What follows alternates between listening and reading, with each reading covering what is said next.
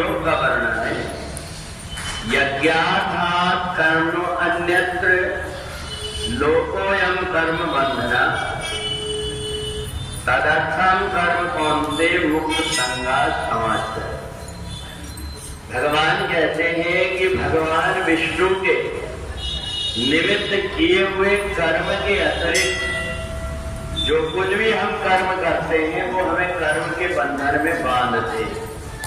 और इसलिए जब कभी हम पूजन पाठ करते हैं तो दूसरे देवताओं के नाम से संकल्प नहीं करते। चाहे किसी भी भगवान की हम पूजा करें, परंतु 3 बार विष्णु विष्णु विष्णु बोलकर संकल्प करते हैं। चाहे आप गणेश जी की पूजा करें, देवी जी की करें, राम जी की, कृष्ण जी की, किसी की भी, शंकर जी की पूजा कुछ भी करें, पर संकल्प इसलिए लेते हैं क्योंकि भगवान नारायण, भगवान विष्णु के निमित्त किए हुए कर्म के अतिरिक्त दूसरे जितने भी कर्म हैं व्यक्ति को कर्म के बंधन में उलझा देते हैं। और इसलिए भगवान ने कर्मयोग में कहा कि एक बात का ध्यान रख करके कर्म करना चाहिए कि कर्म हमें बांधे ना। अगर हमें कर्म बंधे हुए हो तो चाहे भले ही वो अच्छे कर्म क्यों ना, परंतु यदि उन कर्मों में हम बंध गए तो प्राप्त गुण कृताम लोकान, फिर हमें स्वर्ग लोक की प्राप्ति होगी। अगर हमने कोई अच्छे कर्म किए तो हमें स्वर्ग लोक जाना पड़ेगा, पर स्वर्ग लोक की यात्रा ऐसे ही है जैसे यहाँ से कहीं हम दूसरी जगह जाए घूमने, पर लौट करके फिर से आना पड़ता है।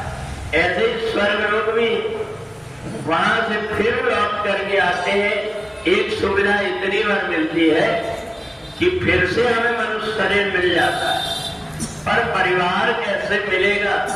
परिवार परमात्मा की भक्ति करने देगा कि नहीं करने देगा? किस प्रकार के परिवार में हम जन्म लेंगे ये कोई ठिकाना नहीं होता। तो इसलिए भगवान ने कहा ये कर्म कोई भी हो ये तुम्हें बांधे ना, इसलिए कृष्ण अर्पणम मस्तु कर दिया। जितने भी जो कुछ भी कर्म होते हैं उन कर्मों को लेकर के भगवान नारायण के खजाना में जमा कर दिए। और जब हम जमा कर देते हैं तो जो अच्छे कर्म उसका ब्याज समेत हमें मिल जाता है, और जो कर्म अच्छे नहीं वो नष्ट हो जाते हैं। तो इसलिए दोनों प्रकार की सुविधा है। तो इसलिए जहाँ कर्म व्यक्ति संभल करके चलता है उसका आवागमन का बंधन मिट जाता है। और इसलिए गीता का जो पाठ करता है व्यक्ति वो निश्चित रूप से कर्म बंधन से इसलिए मुक्त हो जाता है क्योंकि इसमें सभी प्रकार के योग हैं। इसके अतिरिक्त और कुछ नहीं करना पड़ता। केवल हमने गीता सुन लिया, पढ़ लिया, इतने मात्र से ही व्यक्ति सब प्रकार के पाप से मुक्त होकर के परमात्मा को प्राप्त कर ले। बोले वृंदावन बिहारी लाल की जय।